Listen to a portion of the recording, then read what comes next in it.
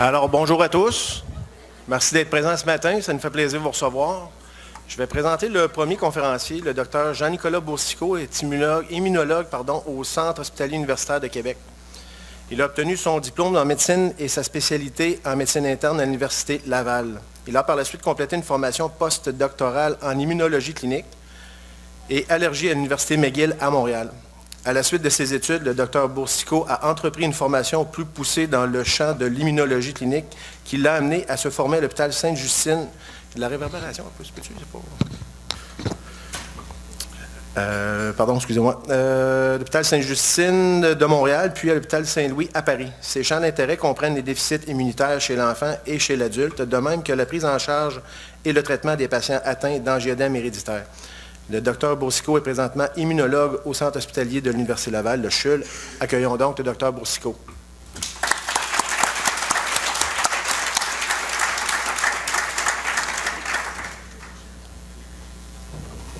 Alors, merci. Est-ce qu'on entend quand même assez bien avec le micro portable? Super. Écoutez, merci beaucoup pour cette belle introduction. J'espère que je serai en mesure de vous fournir une présentation de qualité à la hauteur de la présentation. Écoutez, c'est un plaisir d'être ici parmi vous et je dois avouer que je suis un petit peu fébrile, pas seulement parce que j'ai un micro portable comme les gentils organisateurs, les géos là, dans les clubs med, mais également parce que je vous trouve extrêmement nombreux. Et ça fait plaisir de voir ça, de voir qu'on a sensibilisé les gens au déficit immunitaire et qu'on a réussi à intéresser également nos patients à leur propre maladie. Hein. Vous savez que dans la gestion de la maladie chronique, il y a bien des gens qui disent « je remets ça entre les mains de mon docteur, puis je vais prendre ces pilules ». Mais ici, je vois des gens qui sont intéressés, qui ont envie d'en comprendre davantage sur leur maladie. Et donc, j'imagine que vous allez avoir des réponses à vos questions aujourd'hui.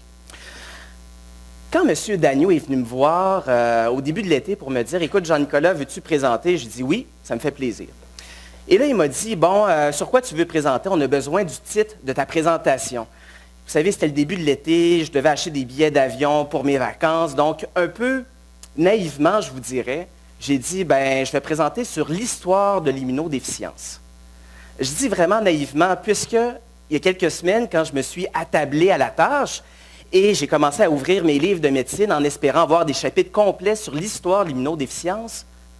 J'ai trouvé absolument rien. Alors, je vous dis que le shake m'a pris un peu, comme on dit familièrement. Et donc, j'ai, heureusement, avec la technologie aujourd'hui, avec Internet, on a été capable de trouver de retracer l'histoire du système immunitaire et de l'immunodéficience. C'est ce que je vais partager aujourd'hui avec vous. Là, probablement, il y a des gens qui vont rester un peu bogués sur le fait qu'on parle d'histoire. Et donc, pour bien des gens, c'est un souvenir douloureux de leur cours au primaire, au secondaire, au cégep. Et on a probablement envie d'avancer à la prochaine diapositive. Voilà. Et ça, c'est une réaction que probablement des gens vont avoir ici. Mais n'ayez crainte, on va ratisser quand même un peu plus large que seulement l'histoire. Donc, ce ne sera pas seulement des photos de vieux bonhommes en noir et blanc qui ont découvert des choses aujourd'hui. On va vraiment regarder l'évolution du système immunitaire, de ses découvertes et aussi des immunodéficiences. Alors, le plan que je vous propose aujourd'hui, c'est que tout d'abord, on va parler un peu du système immunitaire, hein, pour être sûr que tout le monde, on ait un peu les mêmes connaissances. Et ensuite, on va parler brièvement des immunodéficiences et finalement, on va conclure sur les traitements. J'ai marqué le traitement, mais c'est vraiment les traitements pour les patients atteints d'immunodéficience. Alors, première des choses, parlons du système immunitaire. Vous savez, le système immunitaire, on ne pourrait pas s'en passer. Le système immunitaire est essentiel à la vie et n'importe quel organisme vivant a un système immunitaire. Même vous prenez l'oursin de mer, les araignées, tout ça, chaque être vivant a besoin d'un système immunitaire pour combattre les infections.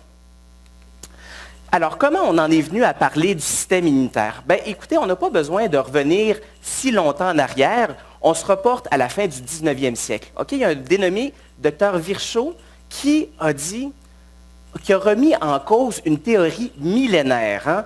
Il a dit que le père de la médecine, Hippocrate, il se trompait. Vous savez, dans le temps, on parlait les humeurs. Donc, toutes les maladies étaient dues aux humeurs. La bile noire, la bile jaune, le sang, le flegme. Et ça, c'est une théorie qui a prévalu pendant des années. Okay? C'est pour ça que pendant bien des années, le seul traitement qui était disponible pour bien des maladies, c'était quoi? C'était la saignée.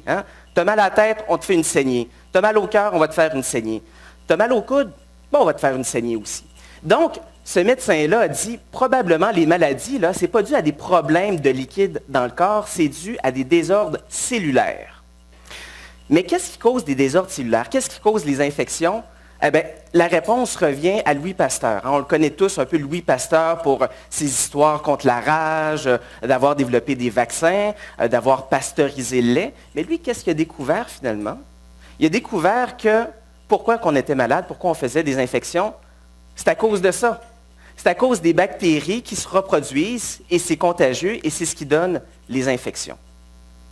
Alors, si les maladies sont dues à des désordres cellulaires causés entre autres par des bactéries, comment ça se fait que des fois on peut contracter des infections puis on s'en sort bien, qu'on ne meurt pas de l'infection elle-même? La réponse revient à Metchnikov. Ce n'est pas un docteur, c'est un zoologiste qui a fait une découverte super impressionnante. Il a découvert la phagocytose. Qu'est-ce que c'est la phagocytose? Je vais vous résumer ça très, très simple. Vous connaissez tous ce jeu qui a marqué votre enfance, probablement, Pac-Man. Alors, c'est ça la phagocytose. Pac-Man, qu'est-ce qui se passe avec Pac-Man? Lui, il s'en va manger les mauvaises bactéries. C'est exactement ce que notre corps fait. Donc, Dr Metchnikov, ce qu'il a trouvé, c'est qu'on a des cellules qu'on appelle les phagocytes qui sont en mesure d'aller manger les bactéries et donc nous protéger contre les infections. Phagocytose, ça vient du grec phagos qui veut dire manger et cytos qui veut dire cellule. Hier, justement, un petit aparté, je révisais ma présentation puis je me suis dit, mon Dieu, il me semble que ce bonhomme-là, il ressemble à quelqu'un qu'on connaît. Vous ne trouvez pas? Jeff Bridges, oui, l'acteur, probablement, mais plus proche de nous. Ben non, vous ne trouvez pas, on dirait que c'est un séparé à la naissance, Claude Robinson et Dr Metchnikov, écoutez, même la barbe y est.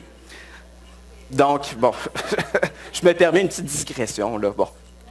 Alors, revenons à quelque chose d'un peu plus sérieux, et d'ailleurs, la binette de Dr Behring est très sérieuse. Vous savez qu'est-ce que Dr Behring a trouvé à la fin des années 1800? Quelque chose qui a changé le cours un peu des traitements pour les immunodéficiences, c'est les anticorps. Les anticorps, on appelle ça également les immunoglobulines. Les anticorps, ce ne sont pas des cellules, ce sont des protéines qui nous protègent contre les infections, qui ont le pouvoir d'aller détruire les bactéries, donc. Et d'ailleurs, ça leur a valu à Dr Behring le premier prix Nobel de médecine en 1901. Mais la clé de voûte du système immunitaire, qu'est-ce que c'est? Bien, la découverte a été faite non pas dans les années 1800 machin ou début 1900, ça date de 1952-57. Qu'est-ce que c'est? Les lymphocytes. Les lymphocytes, c'est la pierre angulaire de votre système immunitaire. D'ailleurs, le déficit immunitaire le plus grave qu'on ne peut pas avoir, c'est des patients qui ont 0 lymphocytes, qui naissent sans lymphocytes. Donc, c'est ce qu'on appelle le déficit immunitaire combiné sévère, pour lequel on va même recommander une greffe de moelle osseuse. Donc, pour résumer tout ça, le système immunitaire, c'est composé de quoi? C'est composé de globules blancs surtout, 2 types de globules blancs, les phagocytes, donc les cellules qui s'amusent à jouer à Pac-Man, et également les lymphocytes. Les lymphocytes, on peut les diviser en 2 catégories, entre autres les lymphocytes B, qui, eux, vont produire les anticorps. Les anticorps, c'est les petites protéines qui sont capables de venir torpiller les bactéries, les virus, et empêcher qu'on fasse des infections.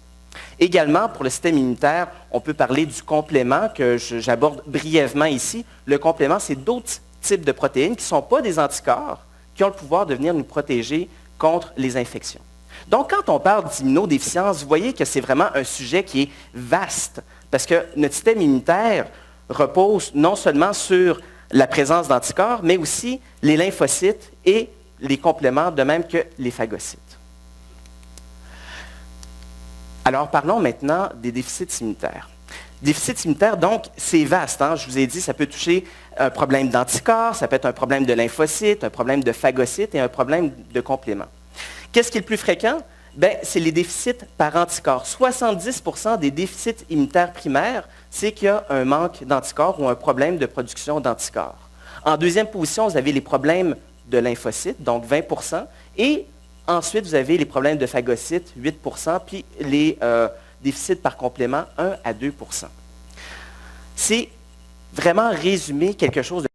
Vous savez, on ne parle pas du déficit immunitaire, on parle des déficits immunitaires. Et même quand on parle des déficits en anticorps, ce n'est pas une seule maladie, il y en a plusieurs. C'est la raison pour laquelle il y a des gens qui sont assis ici à une même table qui disent « c'est drôle, moi j'ai un problème en anticorps, mais je n'ai pas fait les mêmes complications que toi, je n'ai pas le même traitement que toi. » Donc, vous voyez, c'est quand même très varié.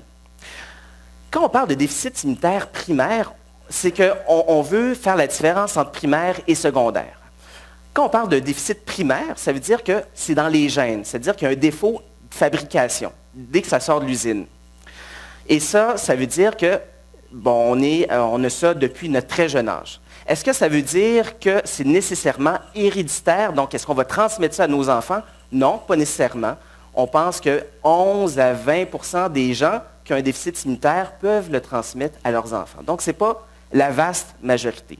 Par opposition au déficit immunitaire primaire, on a les déficits secondaires. Déficit secondaire, c'est-à-dire qu'il y a un bris en cours d'utilisation. Donc, un bris, un problème qui vient de l'extérieur. Par exemple, les gens qui contractent le VIH ont un déficit immunitaire secondaire.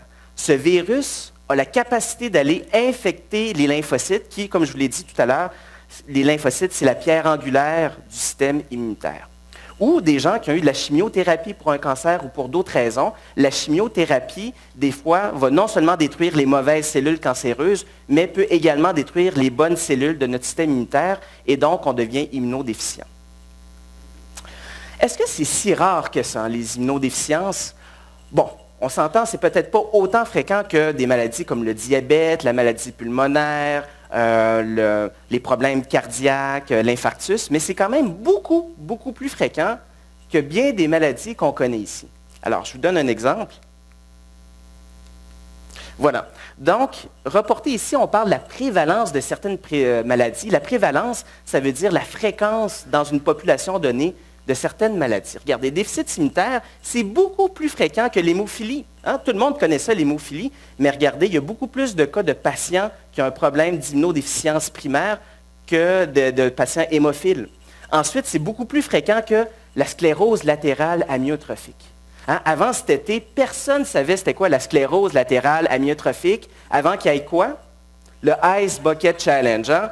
Hein, peut-être que vous avez vu passer ça à la télé ou sur Internet, là, les gens qui se mettaient des seaux d'eau glacée sur la tête pour ramasser des fonds pour cette maladie. Ensuite, la dystrophie musculaire, qui est quand même bien connue, surtout dans le coin du Saguenay-Lac-Saint-Jean. Et finalement, regardez, le Creutzfeldt-Jakob. Vous ne connaissez peut-être pas ce nom-là, mais si je vous dis la maladie de la vache folle, ça allume des lumières. Donc, regardez, c'est 1 cas sur 1 million, comparativement à 1 cas sur 10 000 personnes pour les déficits immunitaires. Donc, on parle probablement pas assez du déficit immunitaire et c'est bon qu'on ait des journées comme aujourd'hui pour répandre la connaissance, puis aussi faire l'éducation, pas auprès seulement de nos proches, mais aussi auprès de nos médecins. Alors, Deuxième Guerre mondiale. Pourquoi la Deuxième Guerre mondiale? C'est grâce, je vous dirais, et avec des gros guillemets, à la Deuxième Guerre mondiale qu'on a été capable de mettre le doigt sur les premiers déficits immunitaires. Et à qui est-ce qu'on doit ça? À ce monsieur-là. Connaissez-vous Sir Alexander Fleming? Qu'est-ce qu'il a découvert, lui? Exactement. Il a découvert la bonne vieille pénicilline. Donc, la pénicilline a permis de vraiment diminuer les infections. Et là, on s'est rendu compte que, il y a des gens qui font des infections un petit peu particulières, plus sévères. Vous savez, dans les années 1700, 1800, c'était normal de mourir d'infection, mais à partir de la Deuxième Guerre mondiale, où est-ce qu'on a commercialisé la pénicilline, là, on ne pouvait plus être malade d'infection. Et là, on commençait à se poser des questions. Est-ce que le système immunitaire, il peut avoir des problèmes?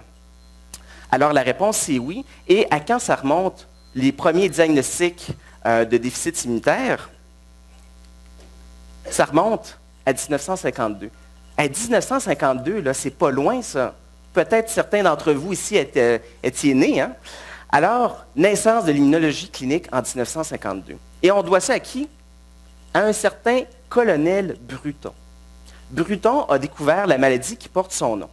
Alors, qu'est-ce qui s'est passé? Je vous conte rapidement l'histoire parce que c'est quand même assez cocasse tout ça.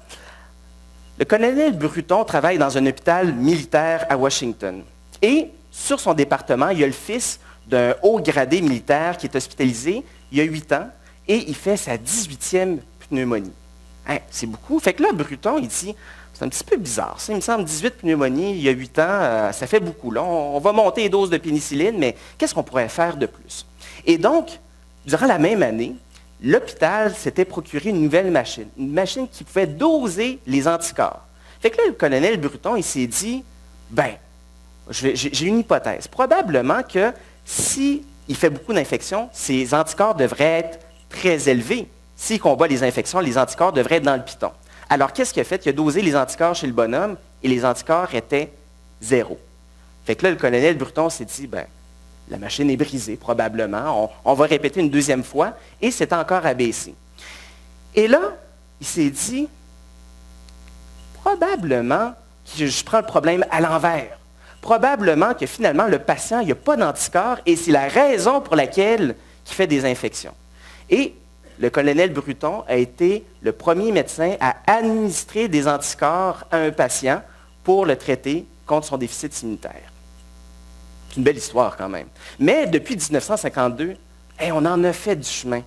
Si on regarde brièvement, ici, si on remonte à 1952, oui, on a découvert la maladie de Bruton, mais rapidement après, on a découvert d'autres maladies. Le SCID, qui est le déficit immunitaire très, très sévère, les patients qui n'ont pas de lymphocytes. Ensuite, le déficit commun variable, la granulomatose septique chronique, tout ça dans les années 50. Dans les années 60 également, on a trouvé d'autres maladies. Et si, en 1973, on dénombrait 43 syndromes différents, on en dénombrait 94 en 89 et plus de 150 maladies différentes du système immunitaire en 2010. Donc, il y a eu des bonds vertigineux quant à la connaissance des déficits immunitaires en peu d'années. Et comment on fait pour l'expliquer? Finalement, les médecins ont appris à collaborer entre eux. On ne peut pas cacher que le fait qu'avec Internet, les communications ont été beaucoup plus faciles. Et aussi, on a utilisé de plus en plus du dépistage génétique, donc la recherche de mutations pour comprendre et éventuellement aussi traiter les maladies du système immunitaire. Alors, maintenant, parlons de traitement. Alors, le traitement, vous savez, on en a fait du chemin, pas juste pour les diagnostics, mais également pour les traitements du système immunitaire. Je vous mets ici une photo d'archives qui monte à 1982. C'est pas si vieux que ça. Même moi, j'étais né en 82. Regardez ça. C'est pas Star Trek, ça. C'est vraiment la réalité. C'est un patient, un jeune patient qui avait un déficit immunitaire très, très important. Et la NASA a développé une espèce de scaphandrier unique pour lui, pour justement le protéger contre le monde extérieur. C'est bien beau tout ça, mais pensez-vous que ce petit garçon-là a eu une vie normale? Pensez-vous que c'est normal d'être coupé du monde extérieur, puis même si on voit une belle image comme ça sous le soleil, pensez-vous que c'est agréable d'être confiné dans un scaphandre de la sorte? Non, absolument pas. Et ça ne remonte pas à Mathusalem, 1982. Et si on regarde, heureusement, ce n'est pas le même patient, mais si on se reporte quelques années plus tard, là, on a été capable de développer des traitements qui s'appliquent également pour notre clientèle plus pédiatrique, des traitements que même les patients peuvent s'administrer eux-mêmes. Donc, on a fait des bonds énormes. Alors, au niveau des traitements, qu'est-ce qui est disponible pour nos patients? À l'heure actuelle, on a les antibiotiques. Ça, j'en parlerai un peu moins. Je vais me concentrer surtout sur les 3 autres traitements, les anticorps, donc les immunoglobulines, et je vais vous parler brièvement des greffes de moelle osseuse et aussi un traitement d'avenir qui est la thérapie génique. Alors, parlons tout d'abord des immunoglobulines.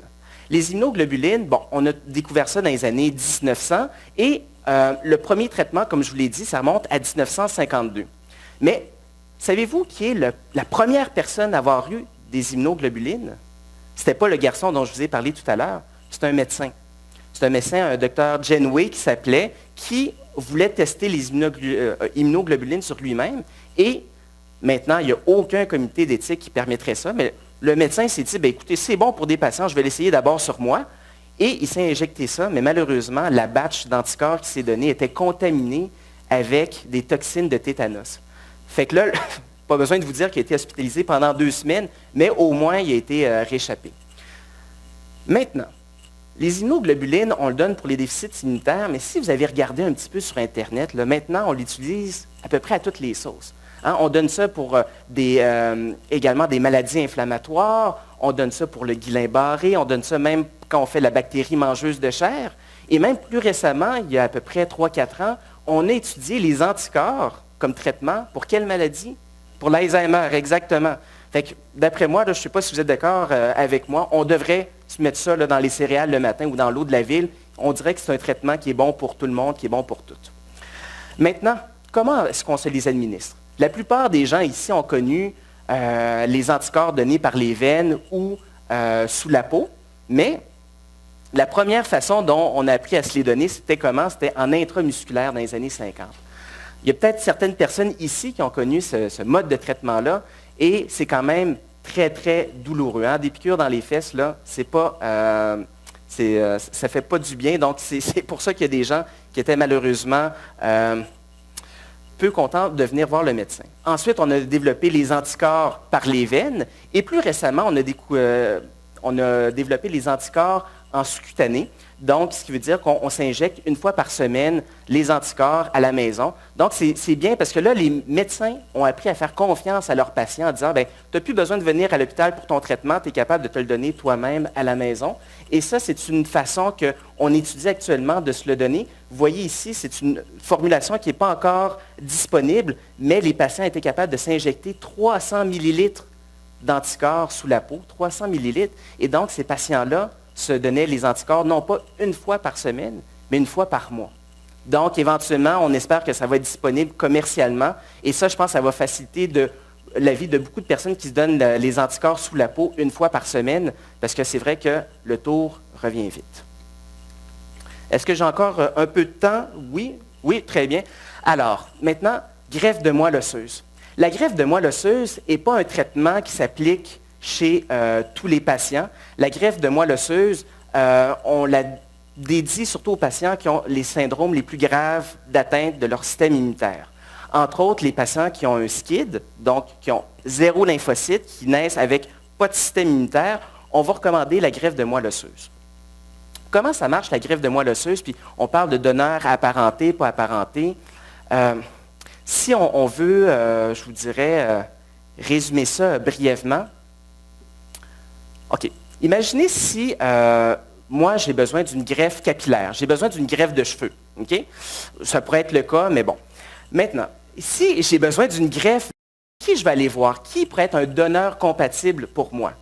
Bien, ça serait probablement, peut-être pas vous, monsieur, malheureusement, mais j'irai voir mes frères, mes sœurs, parce que probablement qu'ils vont avoir des cheveux qui vont être similaires aux miens. Okay? Mais si malheureusement, je n'ai pas de frère, je n'ai pas de sœur, bien, ça va être qui la deuxième personne qui va pouvoir me léguer sa crinière? Bien, ça va sûrement être mes parents. Parce que mes parents ont un code génétique qui n'est pas loin du mien, puisque mon code génétique provient de ceux de mes parents. Okay?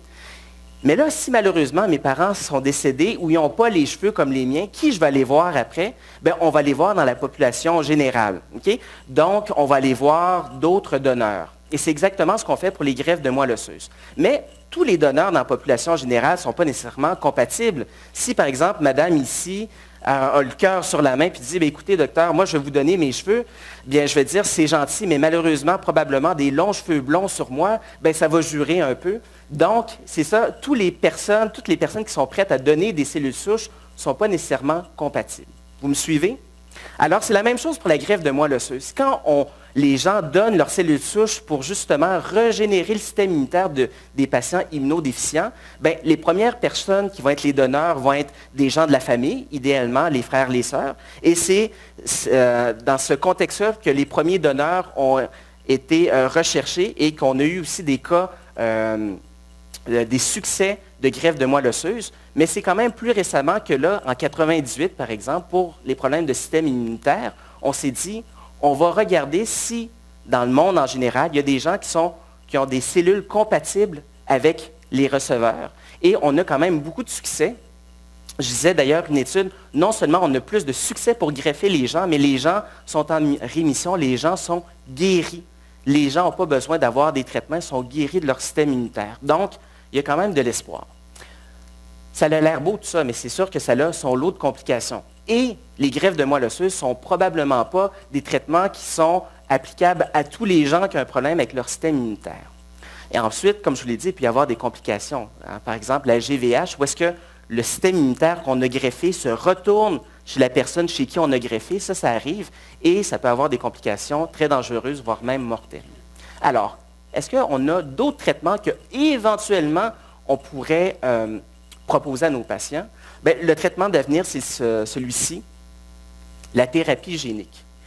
J'ai fait un peu par exprès pour mettre une image qui a l'air d'être très, très simple, pour expliquer quelque chose qui est quand même très, très complexe. Et encore une fois, ce n'est pas de la science-fiction. Déjà, à la fin des années 90, début des années 2000, on a essayé des traitements comme ça pour les problèmes de système immunitaire avec quand même des bons résultats.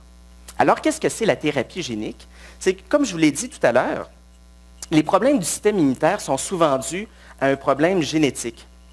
Donc, on a une mutation. On a un gène qui ne marche pas bien. Donc, est-ce que ça serait possible de remplacer le gène qui ne marche pas bien? Hein? Et oui, probablement. Alors, qu'est-ce qu'on fait? C'est qu'on prend les cellules souches de la personne malade, on les enlève, et qu'est-ce qu'on fait? C'est qu'on utilise des virus qui ont la capacité d'aller modifier le gène malade. Okay? Donc, c'est des virus qui ne sont pas contagieux, c'est des virus qu'on appelle les vecteurs, et qui sont capables d'aller modifier les cellules souches. Donc, ça, on fait ça dans des petites éprouvettes. Et ensuite, une fois que les cellules sont guéries, on les réinjecte aux patients. Et ces cellules qui sont normales vont continuer à se répliquer et donc vont diminuer le problème du système immunitaire. Donc, c'est sûr que, bon, je suis très enthousiaste. Il y a déjà des tests qui ont été faits pour ça. Et possiblement, ça nous est permis d'espérer que c'est non seulement un traitement d'avenir, mais peut-être un traitement qui va s'appliquer à tous les problèmes de système immunitaire qui sont dus à un gène qui ne marche pas bien. Okay?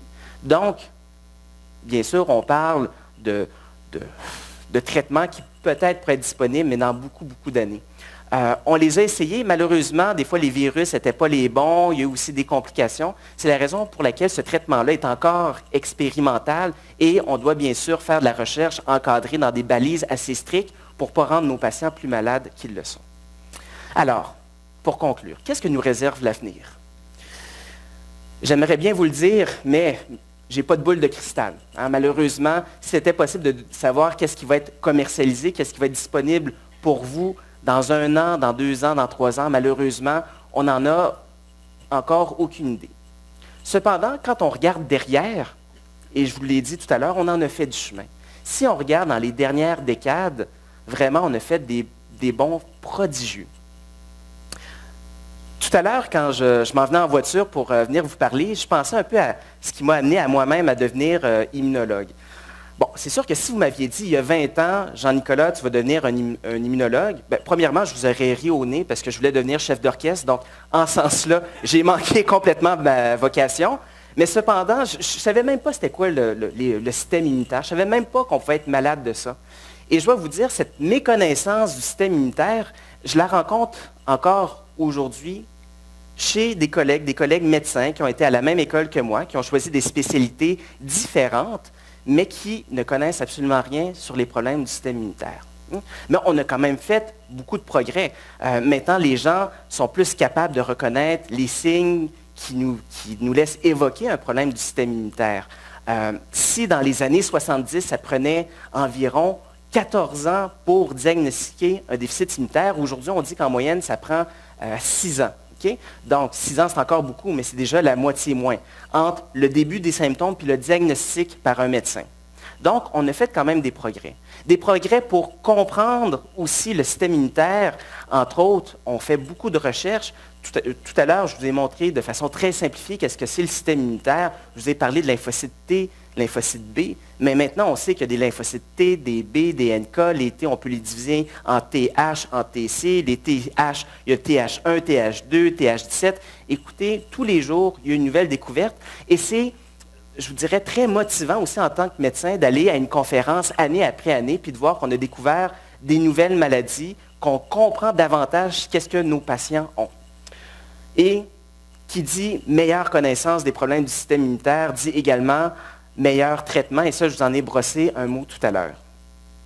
Alors, je vais laisser quand même un peu de temps pour les questions, mais avant de conclure, j'aimerais vous remercier, vous, les patients qui êtes ici aujourd'hui, pour rendre notre pratique aussi intéressante, souvent challengeante, mais toujours très valorisante.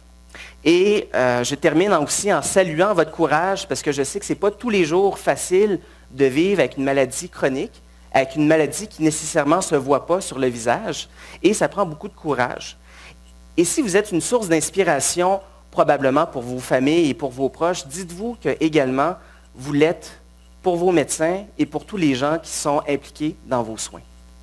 Bonne journée. Merci.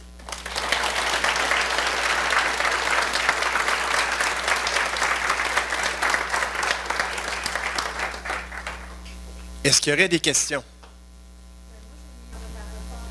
OK. Alors, la question, c'est la thérapie génique. Est-ce que c'est comme une injection puis on est guéri ou c'est à refaire?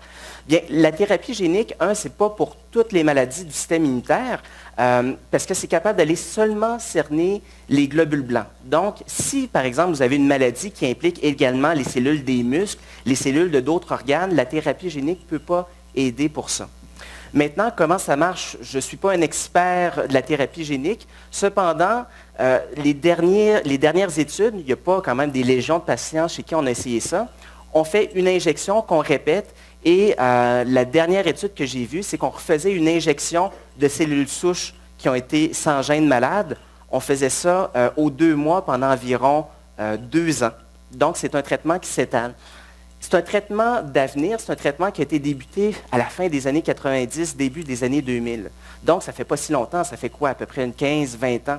Donc, on n'a pas suffisamment de recul pour voir si c'est un traitement qui va guérir à vie. On l'espère, mais ça, c'est juste l'avenir qui va nous le dire.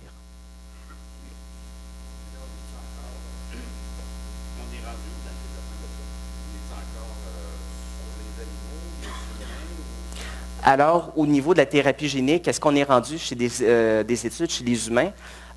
Oui. Entre autres, il y a une maladie qui s'appelle la granulomatose septique chronique, parce que les gens ont tendance à faire beaucoup d'abcès. Ça, on l'a essayé au début des années 2000 chez des humains. Par contre, il faut encadrer la recherche, parce que, comme je vous l'ai dit, à la fin des années 90, on s'était beaucoup excité pour ce genre de traitement et on l'avait essayé d'emblée chez des individus après l'avoir testé chez des animaux, chez des chimpanzés. Et malheureusement, il y a certains patients qui ont développé des cancers. Parce qu'on a, oui, corrigé le gène malade, mais sans faire par exprès, on a fait développer d'autres gènes qui ont créé des cancers. Donc, vous comprenez que là, on s'est dit, ouf, on va arrêter de s'emballer, puis vraiment, on va revenir peut-être à la base et refaire un peu plus d'expérience, non pas chez les humains, mais chez le modèle animal. Okay? Mais oui, quand même, il y a des gens qui le testent chez des patients qui ont un problème avec leur système immunitaire. Cependant, pour l'instant, les patients chez qui on les teste, c'est des gens qui sont un peu en fin de course. C'est des gens pour lesquels on a essayé tous les traitements, puis il ne reste plus rien. Donc, probablement, ce n'est pas non plus les patients idéaux parce qu'ils sont déjà très hypothéqués. Oui. Oui.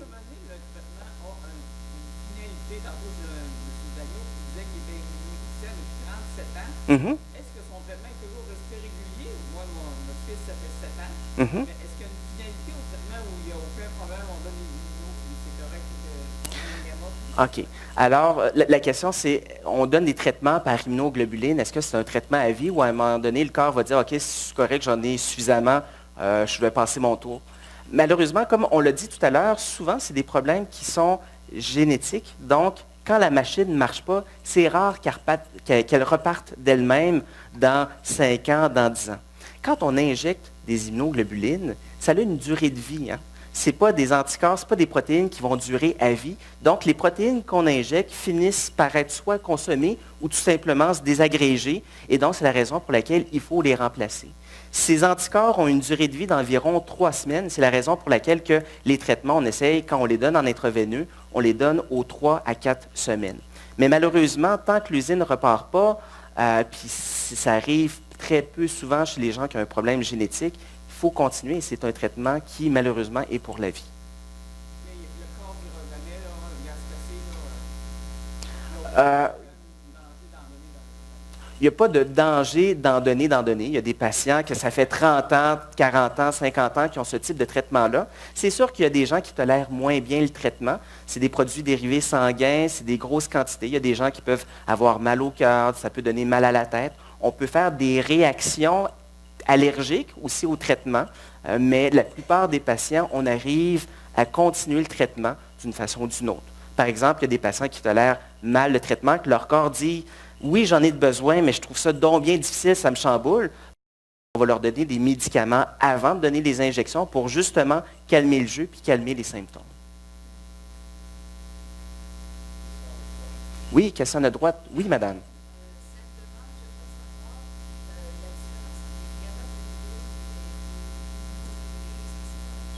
Alors, ça, c'est effectivement très mêlant, puis je peux vous dire, ça m'a pris bien des années pour comprendre. Y a-t-il une différence entre les gamma-globulines, les immunoglobulines? Non, on parle de la même chose. On parle des anticorps. Dans le fond, les globulines, c'est des protéines. Il y en a différents types. Il y a alpha, bêta et donc gamma. Donc, les gamma-globulines, ce sont les immunoglobulines, parce que plus tard, on s'est rendu compte que ces gamma-globulines étaient nécessaires pour le système immunitaire, d'où le terme immunoglobuline. Oups, excusez-moi, c'est moi qui sonne, je suis de garde également aujourd'hui. Vous voyez, quand on essaye de faire deux choses en même temps, des fois, ça peut être problématique. Ou ça peut être que mon temps aussi tire à sa fin. Et donc, immunoglobuline, c'est un terme synonyme d'anticorps. Ça veut dire également la même chose. Donc, quand on parle de transfusion d'anticorps, transfusion d'immunoglobulines, c'est des termes synonymes. Oui.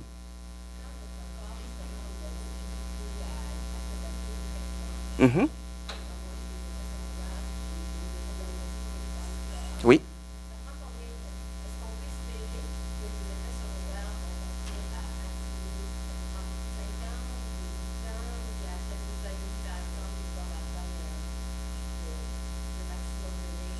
OK. Alors, je répète la question. Si, par exemple, je reçois des immunoglobulines, puis j'ai des effets secondaires, on a des traitements pour diminuer ça, est-ce que le corps peut finir par s'habituer? Oui, certainement. Donc, il y a différentes stratégies.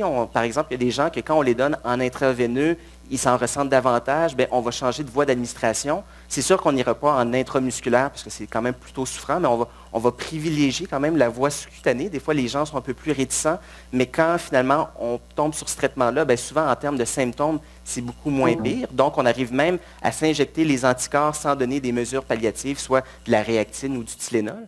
Et on peut finir par s'habituer. Ça, par contre, on ne peut pas savoir combien de temps ça va prendre. Est-ce que ça va prendre quelques traitements, 1 an, 5 ans, 10 ans? Généralement, on parle de quelques mois. Okay? Il n'y a pas de problème si on a eu des effets secondaires, puis on prend une prémédication, de dire, bien, avec l'accord de son médecin, bien sûr, bien là, on va arrêter la prémédication, puis on va voir un traitement, puis on va voir qu'est-ce que ça donne. Si les effets secondaires reviennent, on reprend la prémédication. Donc oui, on peut espérer que ce problème de tolérance parte avec le temps, mais combien de temps ça va prendre? Personne ne le sait. Oui, une question ici. Oui? Pourquoi, quand on donne les immunoglobulines en sous-cutané, il faut le refaire à chaque semaine, tandis que par intraveineuse, c'est 3 à 4 semaines? OK. Donc, pourquoi que les immunoglobulines en sous-cutané, c'est 1 fois par semaine, tandis qu'en intraveineux, c'est donné plus là, 1 fois par mois? Donc, on donne une plus grande quantité en intraveineux qu'on le donne en sous-cutané. Hein. Vous regarderez, les gens qui ont des traitements en intraveineux, des fois, ils ont des grosses bouteilles, puis ça passe à l'intérieur de quelques heures. Alors que quand on s'injecte, on donne des plus petites quantités. On parle de 20 millilitres, 30 millilitres, puis on peut avoir différents sites. La particularité, quand on le donne aussi en sous-cutané, c'est que ça ne va pas directement dans les veines. Quand vous mettez ça sous la peau, progressivement, les protéines, les immunoglobulines vont aller dans le sang, tandis qu'en intraveineux, ça va donc directement dans le sang. Et parce que justement, ça diffuse plus lentement, c'est la raison pour laquelle on doit donner le traitement aux semaines, pour avoir un seuil protecteur. Cependant, on gagne au change, même si ça revient plus souvent, au lieu d'avoir ce qu'on appelle des up and down, donc des très hauts taux d'anticorps dans le sang, puis ensuite presque rien quand on le donne en intraveineux. Quand on le donne en sous-cutané, c'est vraiment plus stable, c'est plus constant parce que ça diffuse progressivement. Donc, finalement, on est mieux protégé contre les infections. Comme je vous l'ai dit tout à l'heure, actuellement, on se donne ça une fois par semaine, mais ce n'est pas impossible de penser qu'éventuellement, on aura des formules plus concentrées où on va pouvoir se donner des plus grandes quantités aux 2 semaines, aux 3 semaines, peut-être au mois. Il y avait une question ici devant. Est-ce qu'il y a un lien entre d'autres maladies immunitaires comme la symphoïde, la vitamine B12? OK. Est-ce qu'il y a un lien avec d'autres maladies du système immunitaire? Oui. Hein? Quand on parle d'immunodéficience, il ne faut pas penser à tort que le système est complètement à plat. On demeure quand même avec un certain système immunitaire. Ce n'est pas comme déficit 0, là. On a encore un peu de système immunitaire. Mais aussi farfelu que ça puisse paraître, même cette petite portion du système immunitaire-là peut être déréglée. Okay? C'est la raison pour laquelle, puis ça peut donner lieu à des maladies auto-immunes. Donc, les gens qui ont un déficit immunitaire, bien, ce qui marche de leur système immunitaire, si ça ne marche pas bien, cette partie du système immunitaire peut se retourner contre nous-mêmes et donc faire ce qu'on appelle les maladies auto-immunes, les problèmes de glandes thyroïdes, des problèmes de la peau comme le vitiligo et même certains problèmes d'anémie, par exemple un manque de vitamine B12, tout ça peut être dû au déficit immunitaire par production d'anticorps qui ne marchent pas bien, mais des anticorps qui sont contre notre propre corps. Donc, c'est ça la maladie auto-immune. Et d'ailleurs, quand on fait un peu de la recherche, les gens qui ont un problème avec leur système immunitaire ont plus de risques de développer une maladie auto-immune, comme ce que vous avez nommé tout à l'heure. Donc oui, il y a un lien entre les deux. Ça répond à votre question? Très bien. Oui? Peut-être un autre. Étant donné qu'on parle d'un gène qui fonctionne bien, chez nous, on est 10 enfants. Mm-hmm. Est-ce que mes parents ont donné ça juste à moi ou ils l'ont donné à d'autres? OK. Maintenant, si on a un problème avec notre système immunitaire, est-ce qu'on doit en vouloir nécessairement à ses parents? Non, absolument pas. Comme je vous l'ai dit, les problèmes du système immunitaire, dans 10 à 20-25% des cas, ça peut être héréditaire. Donc, ça peut être donné par nos parents. Mais ça ne veut pas dire que nécessairement, c'est nos parents qui avaient un problème et qui nous l'ont transmis. Hein, vous savez, durant l'embryogenèse, donc quand le fœtus se forme, des fois, il peut y avoir des petites erreurs de parcours. Puis ce n'est pas de la faute de nos parents. Puis ces erreurs de parcours-là font en sorte que, on a un petit gène qui est différent et c'est ça qui va s'exprimer plus tard sous forme de déficit immunitaire. Donc, ce n'est pas nécessairement dû à vos parents, à vos grands-parents ou à vos ancêtres du Bas-Canada ou de français, là. Est-ce que les frères et les sœurs peuvent l'avoir? Des frères et des sœurs peuvent avoir effectivement notre problème de système immunitaire quand c'est dû en partie à nos parents. Et même, il y a certains problèmes de système immunitaire qui sont qu'on rencontre seulement chez les garçons, puis ils héritent ça de leur mère. Donc, ça, c'est ce qu'on appelle, au niveau génétique, transmis par le chromosome X et non pas transmis par le chromosome Y. Donc, oui, dans une famille, il y a des gens qui peuvent avoir un autre problème de système immunitaire. C'est pas rare. Mais c'est pas rare non plus, également, d'avoir, même sur 10 enfants, 20 enfants, une seule personne qui a ce type de problème-là. Oui. On a parlé beaucoup des infirmières qui sont extraordinaires. Oui. Mais c'est aussi extraordinaire de rencontrer le médecin spécialiste à toutes nos visites à l'hôpital et je vous en remercie infiniment. Oui. Ça fait plaisir. Écoutez, si je pouvais rougir, je le ferais, mais